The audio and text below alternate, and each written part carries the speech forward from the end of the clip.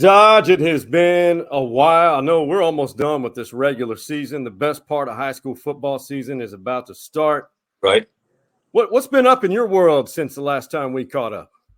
Well, I've probably, Sean, I've gone to see Riley, Southlake Carroll play a great game against Byron Nelson Yeah. up in the Dallas area about 3 weeks ago. I've seen them play another game at home. I've seen the Chaparrals play. I saw them. I don't know if we talked before the Dripping Springs game. Saw them play Dripping Springs. I saw them play Austin High for a minute, for about a half. So I've been had a chance to see both of those play. Got to see Tate Riley Dodge play some 6-year-old flag football. Got to see Landry Mac Dodge play some T-ball. I got to see Blakely Haven Dodge just basically be the golden child of all of them, the 2-year-old girl. And also, my daughter Molly welcomed in her first child, her and Weston's first child. His name is Warren Dodge Kensler, and he is now about 2 months old. So it's been great. Elizabeth and I are just enjoying life, and out here at Horseshoe Bay, we've got a few kids that I train in the quarterbacking world, and that kind of scratches the itch. I enjoy the heck out of that, and then I'm playing golf a couple times a week. That's living the good life, and after all your storied coaching career, that's what you earned. Hey, this you reap the benefit, and right now the retired life is treating you well. And if you're watching this for the first time, I know it's the only second installment. And by the way, our guy Kevin Hutchison of Realty Austin, he is full support of this. Real estate market is still hot, as we all know, in the Central Texas area. I know the mortgage rates are increasing, but this guy, he is an ATX original, an OG. And he will help you navigate the real estate game in between Austin, San Antonio, and all areas in between. I want to start here. One of your former players, I know this is his dad is one of your guys, and this happened today. Red River rivalry flip. I thought Colton could go anywhere he wanted in America and play. The guy is, I don't know. How would you describe? Because I think he is the prototypical defensive end as far as intellectual, physical, and just that natural God's gift ability. Yeah. Well, Colton, first of all, he has a father who's 6'6". He has a mother who is the most wonderful lady in 3 counties. The beautiful, tall, blonde, about 6 foot. And so he's got great genes to have the kind of stretch that he has. And he doesn't waste it. It's always good to see a kid who probably, good Lord, intended him to be 6'6" and 225 pounds. And he hasn't wasted any of it. Colton, of course, he's been, our ball boy since he was in 4th, 5th grade, since I got here. And Brian, his daddy, has been just a fabulous defensive line coach. Colton actually was a quarterback when he was in middle school. He played quarterback and defensive end. And then as the years went on, obviously he settled into being a defensive end, but very, very athletic. He is technically sound as anybody that you'll probably find in the state of Texas, and he's also very talented. He's twitchy. He runs really well, but his dad is a great defensive line coach. Yeah. So not only has he gotten it on the field, he's gotten it at home, and he's a real technician. And the next thing to come for Colton is when he gets to the next level, he'll be 6'6" and about 265 pounds before long, and but I'll be honest with you, Sean. This is news to me. I thought it was going to happen, but you just broke this to me that it's official. It literally happened about 4:00. Yeah, on Tuesday. It was about to happen. Elizabeth and I I went and played golf this afternoon, and since I got off the golf course, we've been binge watching Yellowstone. Ooh, that's a good one. Oh yeah. And so I have not checked anything out, but I'm pretty happy about that. I talked to Brian 2 weeks ago when I went to the Austin High game. I talked to Colton just to hug him up and tell him how proud I am of him. I had to throw up the hook 'em to him a little bit, but it's sure going to be nice. I know that Brian and Audra they just respect the heck out of Coach Venable, and really, I mean, it says a lot about Coach Venable that a kid that's a University of Texas legacy that grew up in the city of Austin chose OU over everybody. And I'll be honest, just my opinion, it had nothing to do with OU. It had everything to do with Brent Venables and the kind of coach that he is and the kind of man that he is. And but I think in the big picture things, I'm sure this is what Colton really wanted, is to go to the University of Texas and stay home. I agree with you. And you bring up a good point about Coach Venables. When I was up there working at OKC, man, the conversations that I had the opportunity dozens of times with Coach Venables, the passion, it's just, he's a really smart coach. Yes. And it's a complex defense. You got to be smart to play in that defense. But God, if people really want to see it, I think we all knew, those who know rosters, that this was going to be somewhat of a rebuilding year at Oklahoma with Venables installing everything, because it's not easy installing a new offense and defense. But in the end, this is a big win for Longhorn Nation. And it is. And it is. I just think it's going to be fun to watch him grow. I think both our two bookends from last year are going to, with Ethan Burke and with now Colton Vasek, are going to be wreaking havoc on the 40 acres here before long. I mean, I can't tell you. I mean, in our state championship run last year, we only had one or two returning starters from our 20 team, but it did. I mean, those two guys, when you got 6'7" on one side and 6'6" on the other side, and I know about it firsthand, trying to call an offense versus that stuff during the springtime, and when we're competing against each other, those guys are just, they're so disruptive. They're just, you that much length, and so needless to say, I'm so proud of all of our kids who are at Texas. Mookie Taft is getting to play a bunch. Burke's getting to play some. I talk with Connor Robertson about once a week. Going to go in town and take him to lunch in a couple weeks. Can't even get in trouble for that anymore. NIL and everything. So I'm gonna take him eat some gumbo, and then Vasek will be before long, and so really proud of all of them. Yeah, it's a good list, and it wouldn't surprise me if there's more Chaps on the way over that could possibly land just across the river. Yeah, from Westlake. Hey, you being a QB, an accomplished QB on so many levels, there were some pictures that we were exchanging, and I thought I'd put together something I'd call TD's quarterback tree. and now this isn't all of them. Now this is just a few, and there's actually a black and white. That's obviously yours. This was fun just to look at and really want to share with everybody.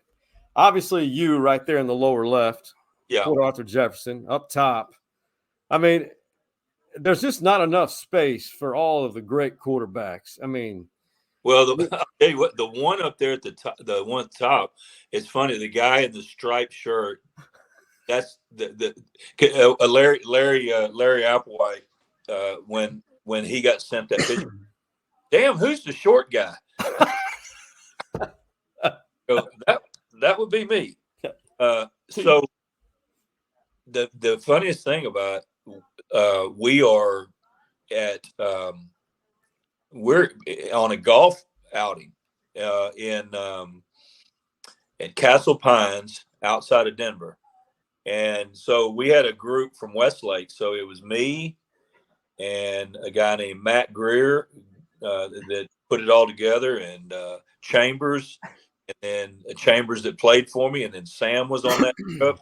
Riley was on that trip. Major was on that trip, and I think I mentioned Sam. Yeah. So anyway, we're in the clubhouse getting ready to tee off, and who comes walking out but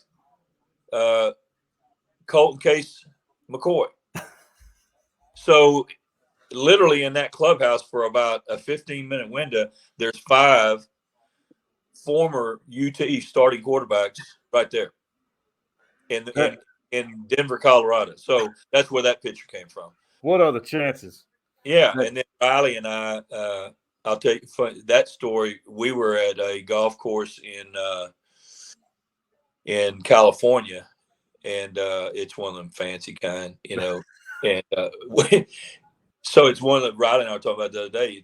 So you get up to the tee box, and it's just one of those plush places. And matter of fact, I mean, I was in the locker room. They said, "Well, whose locker do you want? Do you want Ronald Reagan's locker, or do you want Gordon's locker? Whatever." And I go, "Oh shit!" So, I mean, it's really, really, So I get up on the tee box, and I don't know this. There's people standing around waiting, and then all of a sudden it goes, and on the tee box now, Coach Todd Dodge from Westlake from Austin Westlake in Austin, Texas. And I'm going, oh, you talk about puckered now. I mean, you were clenched up. Yeah, and then Riley gets up there. They go, and welcome to the tee box, Coach Riley Dodge from Southlake, Texas. So anyway, and then of course Cade, went to see Cade. Yeah. I'll send you some more of those. There's you got Chase Daniel, who's still in the league. Yeah. We got Kirkland Michaud. He's one that's won a state championship. He's playing at Illinois now. I don't know if anybody knew that. I did not know that. Yeah, Kirkland. Kirkland had a great senior year. Of course, I played 3 guys, but he ended up taking us to the state championship. And he got offered by UTSA. Jeff. Jeff, and then we're all over him. He ended up going to Blinn Junior College to play baseball. And I told him, I said, Kirkland, you're a lot better football player than you are a baseball player, at least while I've seen you. Now, but anyway, so long story short, he played baseball for 2 years at Blinn, and now he's a backup quarterback at Illinois. They're all over the country. Mm-hmm. And Major Applewhite, I know he's the OC at South Alabama, right? Is that? Yeah, doing really. I think they're bowl eligible already. They're having a great year out of the Sun Belt. And then Sam is finding out how bizarro world that the NFL can be. Got it. I thought he had a great first start. I really did. He's doing fine, and he's doing it. I'm proud of him. He's learning and doing, and he just. I mean, all of a sudden, I told him the other day. I texted him. I said, "Well, first of all, I love you. I'm here for you. I'm proud of you. Reach out to me." I said, "This has had to be because I saw like everybody else did that, the head coach gets fired." Yeah. Such a political world, much like 6A football, small town high school football. Yeah. Very similar. Yeah. It is bizarre. You are, I mean, and everybody, I don't know. I've yet to figure out the NFL game. Who's really running that? Yeah. I mean, each organization, who's putting pressure other than the owner? And because it is a game of politics. From what I do know that for sure. You in this retirement level, you've been able to spend a lot. You mentioned it early on about spending a lot of time with your grandkids, and I made a little collage of your grandkids, including Molly's newborn. Yeah. This is I mean, you guys haven't wasted any time. No. But I like the middle one with you and Elizabeth, all of them together, all four of them. I tell you what, Clinch, that was not last week. It was 2 weekends ago, and that was at Anamia's on Riley and Alexis. Went to a couples get together, and so we had all four of them, and that's the first and only picture we have with all four grandkids right now, and we wanted to make sure before that night was over with that we got one. So that's very, very special. The one on the right, you see, that's little Blakely, and then Tate. That's pretty cool. The one Tate down there, that was at the state. He's flashing the Chaps sign, and that's some legacy right there. Now his grandfather, his great grandfather, Evie Neptune, the stadium's named after at Westlake.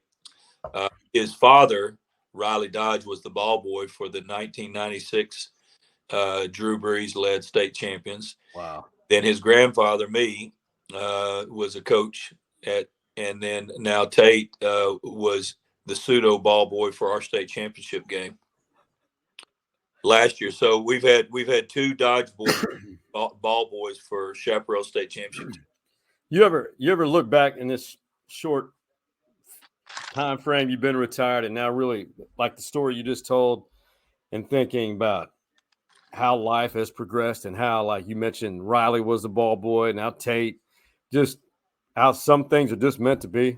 Yeah, it's just so special, Sean. I mean, it's just right now people ask me all the time, do you miss? I said, no, I'm just too busy, just soaking up just my family and Riley's success and Tony's success. I tell people all the time, I'm so blessed when it comes to football right now, not what I had in the past, but right now, I mean, I get a chance to support the Westlake Chaparrals, the number one team in the state of Texas, that's coached by someone who I consider like a son to me. Yep. And then I get a chance to support the Southlake Chaparrals, who's coached by my biological son, Riley Dodge, and they're number 3 in the state. And that's just pretty good stuff right now. And, and then I've got just a ton of assistant coaches that are still coach at Westlake, or that they're coaching their head coaches that are their offensive coordinators. And so, I mean, I've got a lot of different places to check out on Friday nights to see how everybody's doing. Hey, you're not lacking any options for things to do. Right. Hey, retirement means, man, that's just a new life. Yeah, it's been, I definitely, people, they ask me, what are you going to do? And I said, well, really, I think what I really want to do is I want to do things at times of the year that I've never been able to do them. And I've definitely done that. I mean, I've never played golf on 10 o'clock on August the 8th. I can promise. And I've never played golf on Friday morning on game day. I've never taken a 12-day vacation in the middle of football season. Did it feel awkward? Yeah, I did. Yeah, it did. It really did. Because I think when you've done something for so long, that proverbial biological clock starts, it fills off, kind of like daylight savings time. The land gives you, it takes about a week to get used to, just to figure it all out. So, I've enjoyed this fall. Really have enjoyed it. I've stayed pretty busy in the football world. So there's been a lot of things to scratch the itch. But sometimes this deal called retirement, and people say, every day's a Saturday. What kind of is that way sometimes? Yeah. You just feel like maybe, man, what am I missing? I missed because you are programmed a certain way. Hey, we'll take about 5 seconds. I want to let our guy Hutch deliver a message from Realty Austin. Yeah. Hey y'all, Kevin Hutchison here with Realty Austin, and I am grateful to be a part of Stories Inside the Man Cave, a homegrown podcast just like my own business. Man, he's a natural talent. He's got it going on. Not bad for an Anderson Trojan. Not bad at all. Hey, this is coming back home to Austin. So I want to play this soundbite from Coach Sarkisian and how he talks about Roschon Johnson, because I know Bijan gets all the attention, as he should, but Roschon's, to me, is one of those special guys that you don't see a lot of in football in this modern era of football. Yeah. Roschon Johnson, to me, I have as much or more respect for him of anybody on our football team, of what that guy means to our team, from a leadership perspective, from what he does with Bijan in the backfield. He's a selfless player. Could the guy get 25 carries a game and rush for 150 yards? Probably. But he gets his 7 or 8 and he rushes for his 60 or 70, and he does what he does. He blocks. He covers kickoffs. He's on punt team. He is a complete selfless player.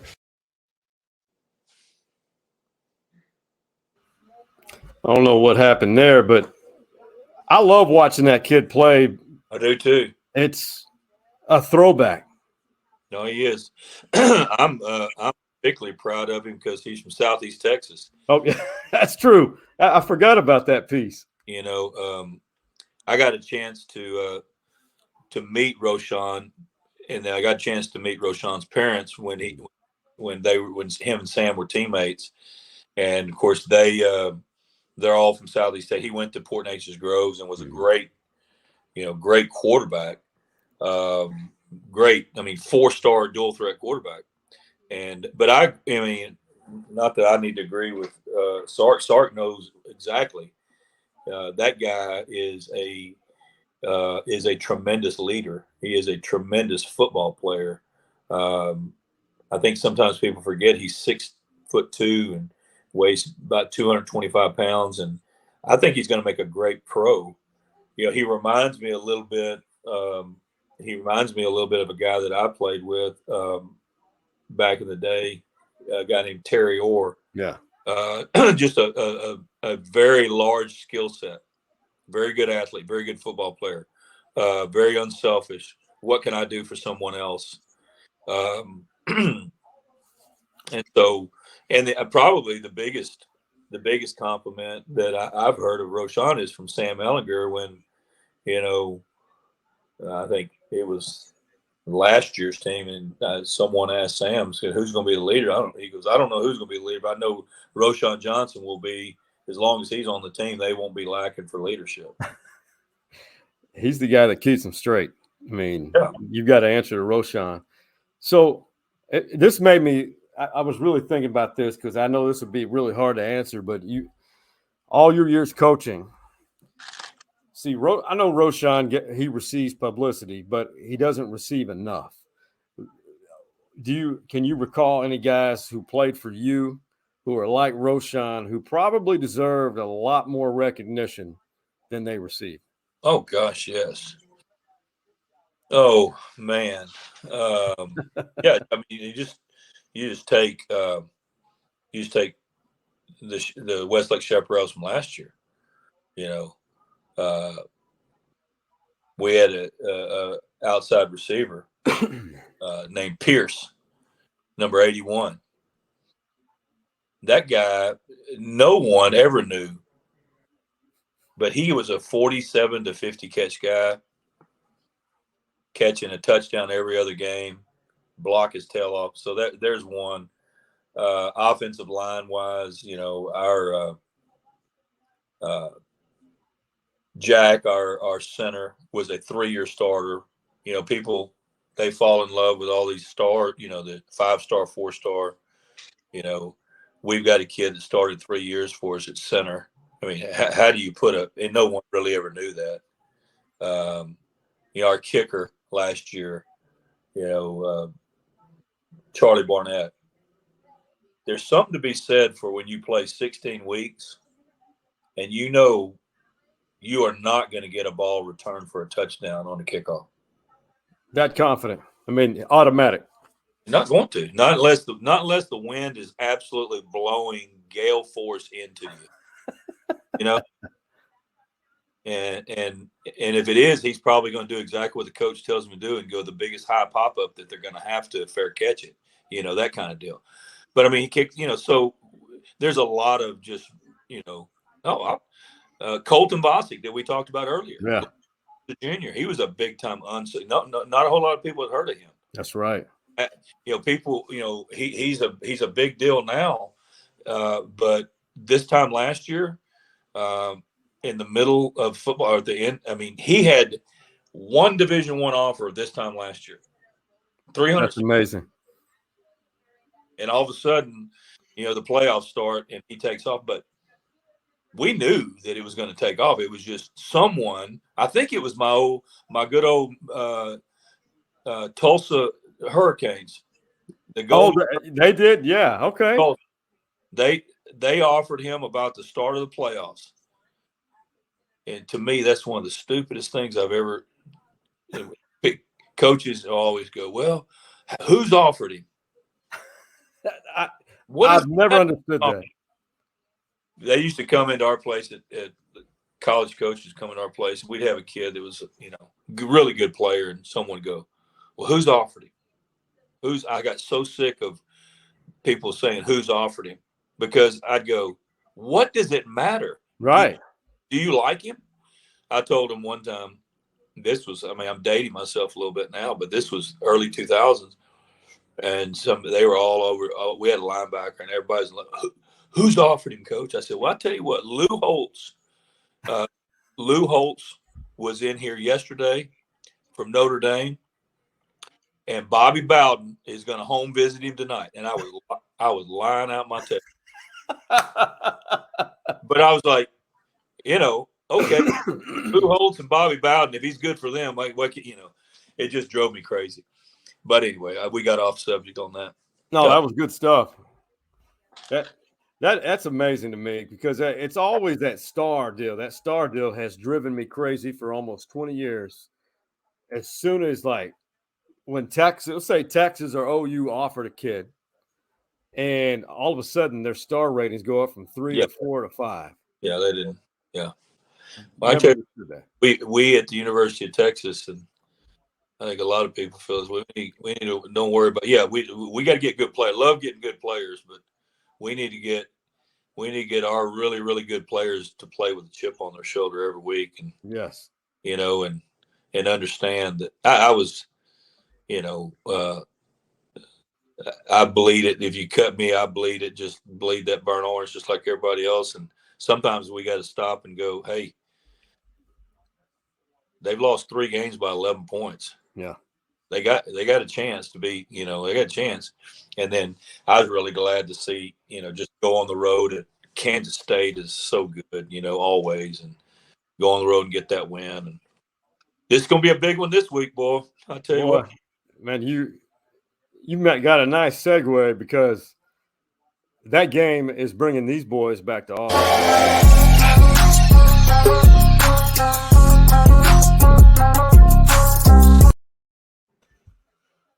That hype train. Game day back, they were here for Alabama. That was a good atmosphere. I'm going to be honest with you. I stayed hydrated that entire Saturday. Oh, yeah. Sunday was hot. I didn't get up till noon. That's the only Texas game that I've gone to in person, was the Alabama game. I don't know that I've been as proud of the Horns on any other day. I love that game, and they played so and all that. But the fans, it's not like Texas fans can't light that place up. But it was electric. It needs to be that way on Saturday. I mean, I'm glad it's a 6:30 game and everybody gets sauced up a little bit and get ready to roll. I am too. I mean, it needs to be an Alabama atmosphere times 100. That's right. Because Coach, there, TCU, you were out, you missed this too. TCU is now in the top 4 of the CFP. Well, they deserve it. Yeah, and that should be fuel for Texas and the fans. They deserve it. You know what? The Horns got there. Well, the Horns almost beat the number 1 team in the nation earlier in the year. They got beat by 1 point, and now they got the number 4 team in the nation coming in. So it's time. It's time to get us one. It's time. One quick last topic.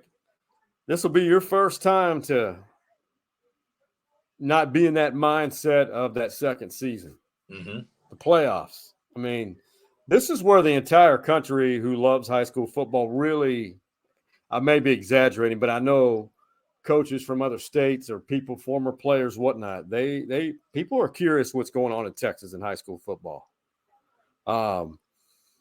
As a coach, I mean, people love it. They start planning around it, and the road trips to, neutral sites, whatnot. I know for you guys, you got to play at home first round, but right. What have you done different? What did you guys do as a program wherever you were to that mindset shift to the postseason?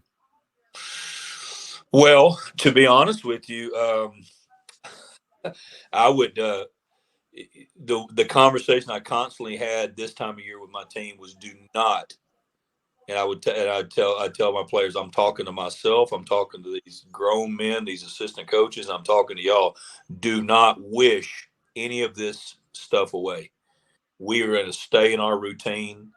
Now that routine may go from, it may be a Monday, Tuesday, Wednesday, Thursday routine like it is during the regular season. We start playing on Saturdays. It might be that kind of deal. But we are going to stay in our routine. What I would do, I would tell them, I was very honest with them. I said, we're going to take 3 periods off of Monday's practice. We're going to take 3 periods off of Tuesday's practice, and we're going to take 3 periods off of Wednesday's practice. And so we're going to do that. And that does not, and I'll tell them right up front, we're doing that to make sure that we take care of our legs this time of year. Tell them what we're cutting out, and but it is so much fun because it is. I don't think I'm alone in this thought process, but I've been through it a long time. I've been very blessed to be a part of 9 16-game seasons, the run all the way to the finals. And so I know what kind of a grind it is. We talk all the time about an unhealthy football team from class 1A to class 6A here in about 6 weeks will win a state championship.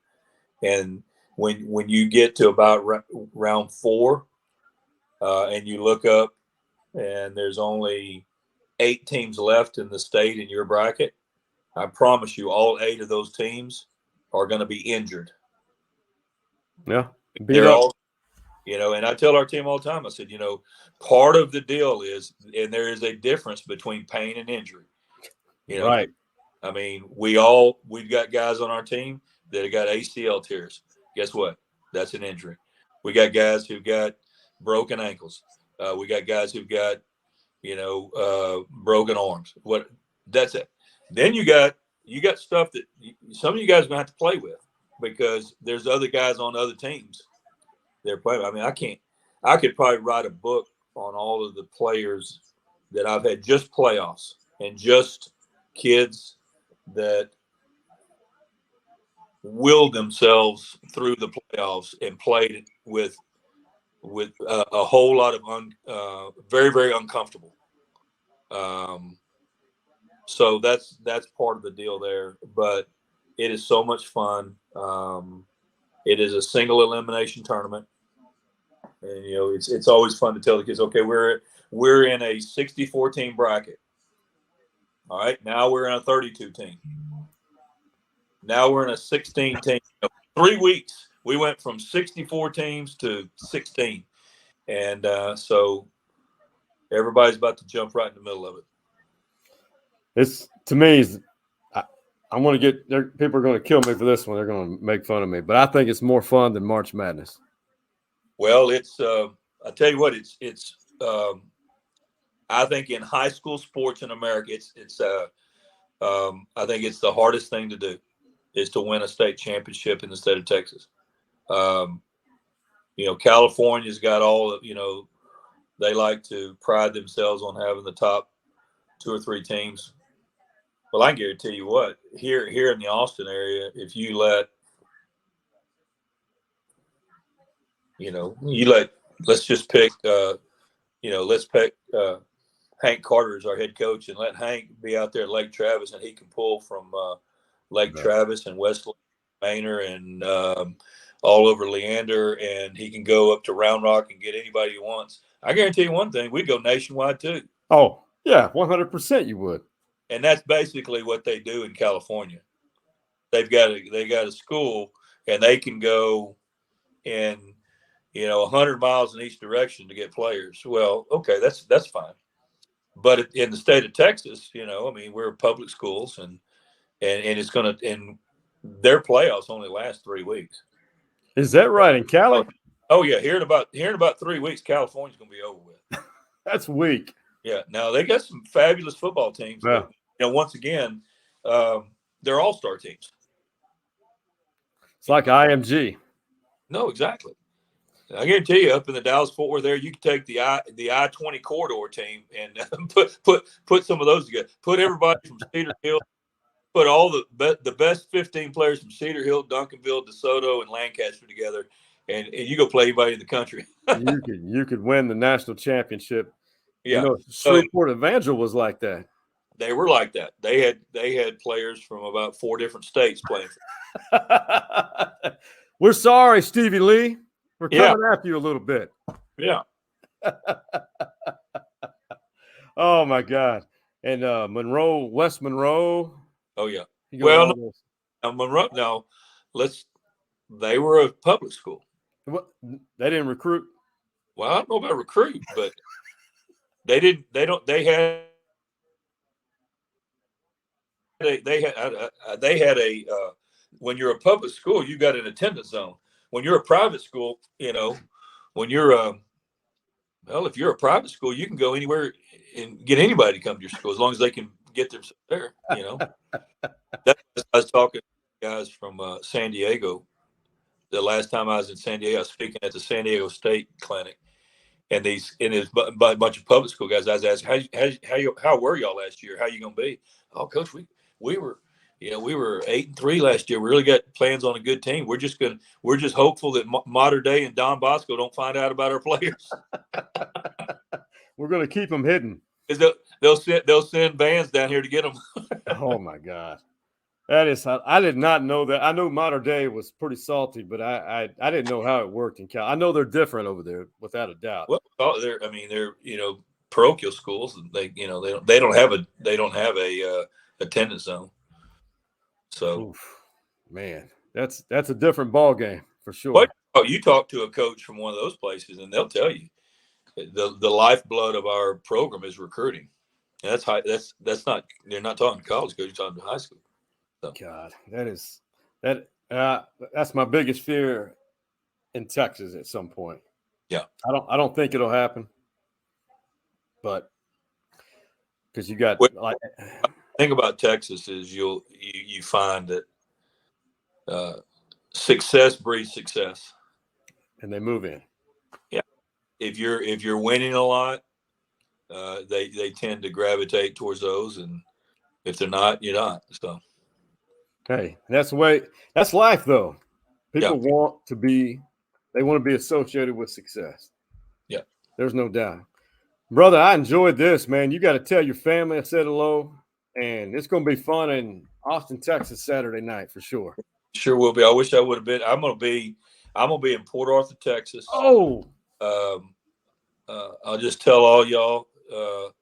I'm going to be at the Boudin Hut on Gulfway Drive, watching Horns and the Horned Frogs. I'm going to be eating some gumbo and be eating some Boudin balls, and I'm going to be partaking in a few chili ones.